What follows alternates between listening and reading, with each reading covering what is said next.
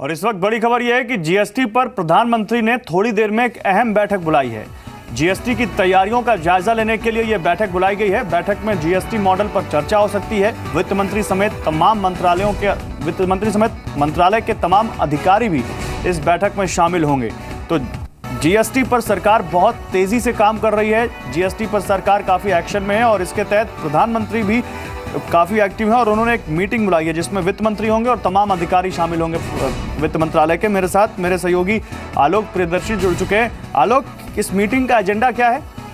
देखिए, इस मीटिंग में वित्त मंत्रालय की तरफ से एक प्रेजेंटेशन दिया जाएगा प्रधानमंत्री को और तमाम जो तैयारियां हैं जीएसटी से जुड़ी हुई उसके बारे में बताया जाएगा। जैसा कि आपको मालूम है कि जीएसटी काउंसिल के गठन का ऐलान सरकार ने कर दिया है और उसमें तमाम जो मेंबर्स होंगे, कौन होंगे और कौन कौन से मेंबर बनाएंगे, इसके बारे में भी चर्चा होगी। साथ ही साथ सरकार को 60 दिन के अंदर जीएसटी काउंसिल की तमाम तैयारियों को पूरा करना है। जीएसटी काउंसिल की बैठक करके तमाम जो लंबित मुद्दे हैं उस पर फैसला लेना है। तो ये काफी अहम होगा और साथ ही साथ सरकार ने जैसे पहले ही कहा है कि जीएसटी की तैयारियों को लेकर जो डेडलाइन है, जो तारीख तय की गई है 1 अप्रैल 2017, उसको लेकर सरकार काफी आगे चल रही है। सरकार अहेड ऑफ टाइम है और जीएसटी 1 अप्रैल 2017 से लागू करने में सरकार को कोई दिक्कत नहीं है, ये सरकार की तरफ से कहा गया है। और इसी के तहत प्रधानमंत्री ने आज जीएसटी कितनी जल्दी लागू हो सकता है, कब लागू हो सकता है और क्या तैयारियां हैं, उसको जानने के लिए एक बैठक बुलाई है। इस बैठक में वित्त मंत्री अरुण जेटली होंगे, साथ ही साथ रेवेन्यू सेक्रेटरी होंगे, वित्त सचिव अशोक लवासा होंगे और तमाम अधिकारी होंगे।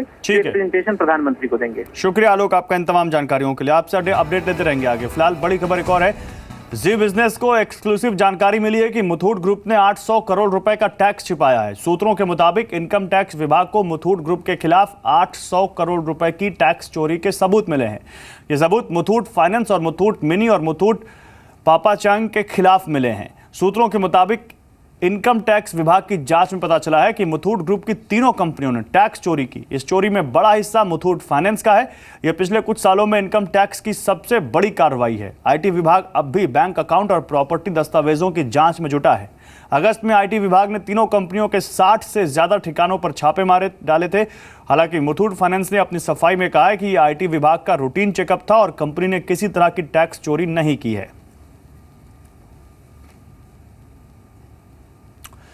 वॉल्वो ने भारत में अपनी सबसे पावरफुल कार XC90T8 को लॉन्च कर दिया है। यह एक पावरफुल एसयूवी है। वॉल्वो ने XC90T8 को ट्विन इंजन यानी हाइब्रिड अवतार में उतारा है।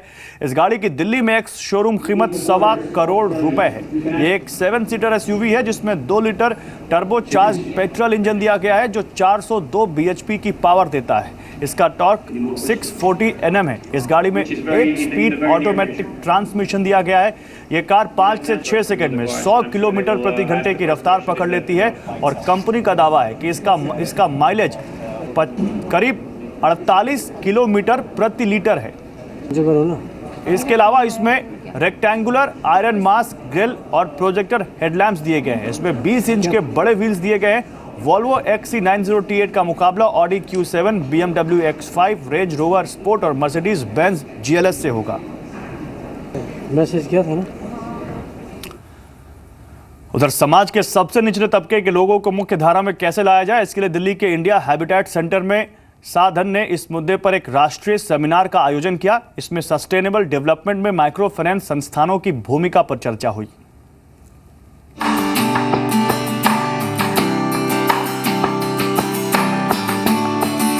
समाज के सबसे निचले तबके के लोगों को मुख्य धारा में कैसे लाया जाए, इसके लिए सरकार की तरफ से कई योजनाएं चलाई जा रही हैं। दिल्ली के इंडिया हैबिटेट सेंटर में साधन ने इस मुद्दे पर एक राष्ट्रीय सेमिनार का आयोजन किया, जिसमें साधन के एग्जीक्यूटिव डायरेक्टर P सतीश का मानना है कि वित्तीय समावेश के माध्यम से सस्टेनेबल डेवलपमेंट में माइक्रो फाइनेंस संस्थानों की भूमिका अहम है। पिछले साल देखे तो लगभग 400 लाख लोगों तक ये सूक्ष्म ऋण संस्थाओं ने अपने सेवाएं पहुंचा सके हैं। यानी छोटे लोगों को या दूर दराज के इलाके में जो लोग रहते हैं उनको वित्तीय सेवाएं, उनके साथ साथ जो विकास के कार्यक्रम करने में माइक्रो फाइनेंस संस्थाएं सक्षम है और वो उनके एक स्ट्रेंथ है। उस स्ट्रेंथ को हम लेके आगे जाने के लिए हम क्या कर सकते हैं अगले ये साल में, वो एक मेन फोकस है। वित्तीय समायोजन से जुड़ी कई योजनाएं सरकार द्वारा चलाई जा रही हैं।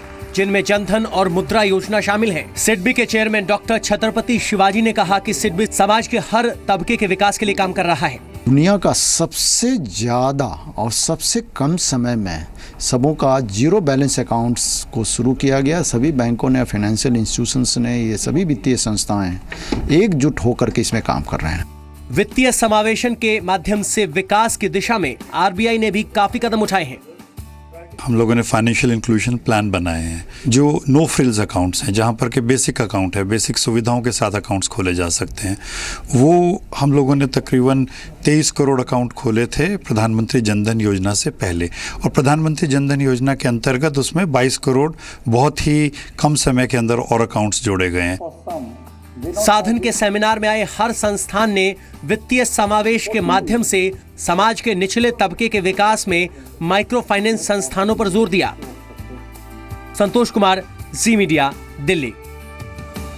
और एक बड़ी खबर है, आज रिलायंस कम्युनिकेशंस की बोर्ड बैठक है जिसमें एयरसेल के साथ मर्जर का ऐलान हो सकता है। सूत्रों के मुताबिक आरकॉम के मोबाइल कारोबार का एयरसेल के साथ आज मर्जर हो सकता है। आरकॉम का मोबाइल कारोबार अलग होकर एयरसेल के साथ मर्ज होगा, तो थोड़ी देर में इसका ऐलान संभव है। बोर्ड बैठक जैसा कि हम आपको लगातार बता रहे हैं आज है, और एयरसेल के साथ मर्जर का ऐलान थोड़ी देर में हो सकता है, ये सूत्र बता रहे हैं। सूत्रों के मुताबिक आरकॉम के मोबाइल कारोबार का एयरसेल के साथ मर्जर होगा और इस नई कंपनी में प्रमोटर्स का हिस्सा बराबर का होगा, ये सूत्र कह रहे हैं। इस डील की वैल्यूएशन $600 करोड़ यानी करीब 40,000 करोड़ रुपए हो सकती है। आरकॉम के पास टावर और ऑप्टिकल फाइबर है जो वो बेचेगा, और मर्जर के बाद नई कंपनी में प्रमोटर्स का हिस्सा बराबर होगा। मोबाइल कारोबार अलग होने के बाद आरकॉम के पास टावर और ऑप्टिकल फाइबर कारोबार रह जाएगा। इस मर्जर के बाद 20 करोड़ ग्राहकों के साथ टेलीकॉम में तीसरी सबसे बड़ी कंपनी बनेगी।